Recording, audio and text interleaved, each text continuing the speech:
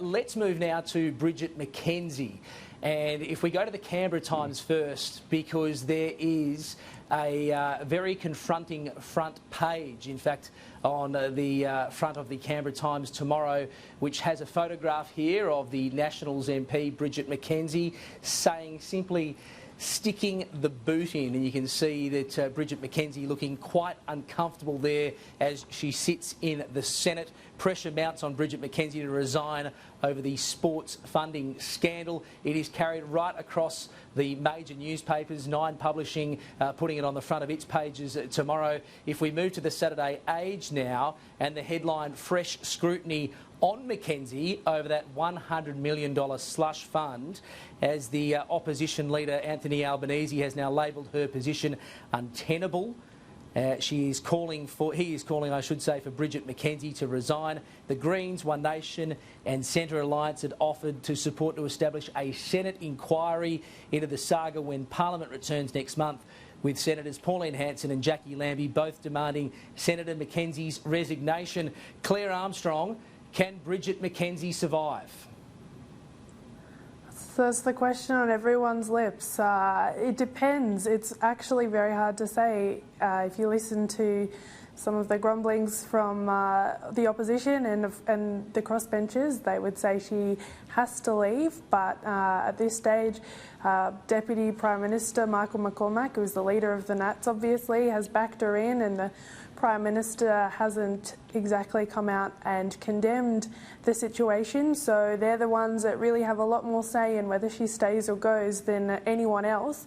Whether she should stay, well, I'd say there's a fairly compelling case that's been set out over the last few days since that Auditor General report came out and found that she had administered a fund in a way that did bias those toward those marginal electorates, to say that, you know, this isn't just a partisan attack, this is an independent body that was tasked with looking into the program she was in charge of, and they found that it wasn't done in the way that was intended. So it's definitely not going away for her, and we'll have to see in the coming weeks. But you would imagine once Parliament returns in February that the heat will be right back on her if she's still in that position.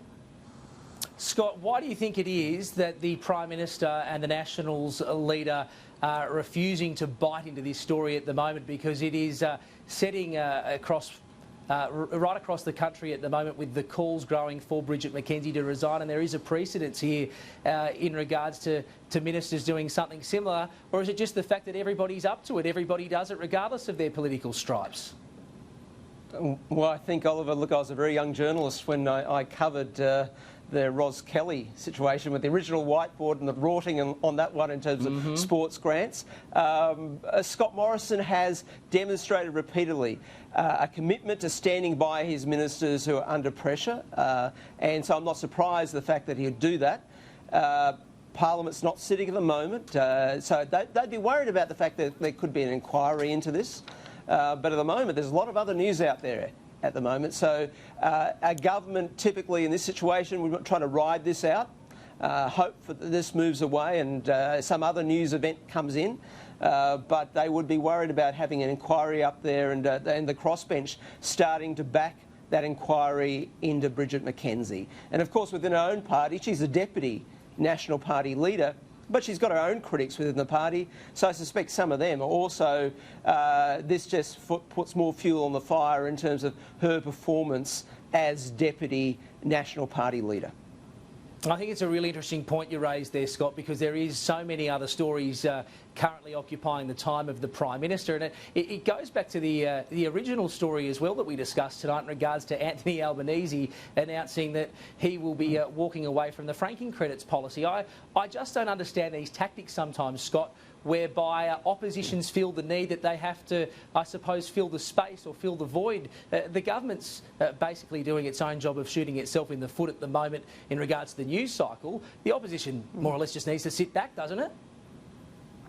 Well, yeah, you'd think, why would Albo be putting out, I'm going to dump the franking credits policy, when all he should be talking about every moment of the day at the moment is Mackenzie, and possibly also the government's performance in terms of the bushfires. They are the two stories that he should be focusing on. So it makes you think about, in terms of when we started the program, in terms of putting the franking credit story out there, I want to get this out of the way, get it out while people have attention on other things, and then we can move on. But really, this is where Albo should be focusing on, Mackenzie and the bushfires. They're the two stories at the moment that a smart opposition leader would be addressing.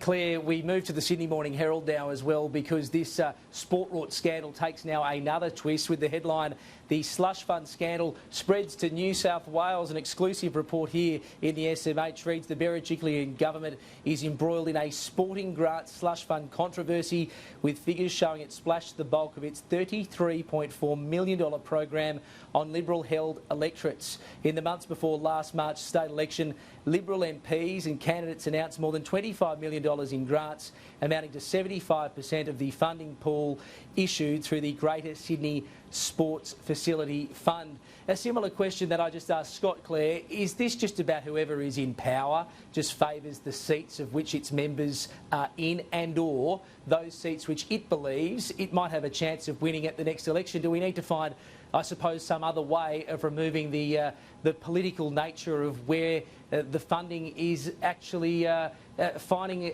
its feet landing in those particular seats? Shouldn't this all be decided as it is intended to be decided by some sort of independent process?